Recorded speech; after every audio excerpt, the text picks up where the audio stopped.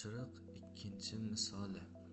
3 butun son berilgan, shu sonlar orasida nechta musbat son borligini aniqlovchi programma so'zida ekan. Okey. Har doimgidek boshida include string yozib olamiz.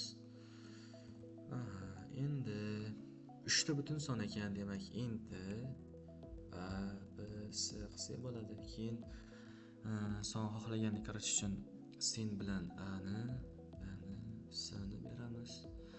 Keyin buni bajardik. Endi sonlar orasida nechta musbat son borligini aniqlovchi. Nechtaligini aniqlash kerak ekan. Buning uchun alohida boshqa o'zgaruvchi olamiz. Misol uchun son degan bo'ladi. Teng 0 qilib olamiz. Boshlang'ich qiymati 0 bo'lsin. Endi agar deymiz a musbat bo'lishligi uchun 0 dan katta bo'lishi kerak. Katta bo'lsa 0 dan musbat son plus.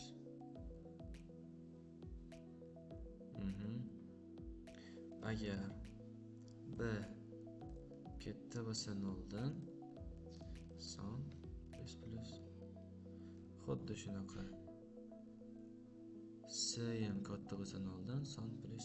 Endi bitta siyol qilib chiqarib ko'ramiz. Son deymiz. Else ham qo'shib qo'yish kerak. Agar hech qaysinisi to'xta, shart emas. Sinab ko'raylik.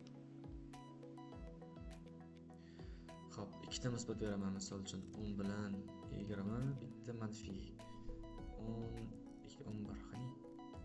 Ikkita chiqardi. O'shyapti. Shu xolos.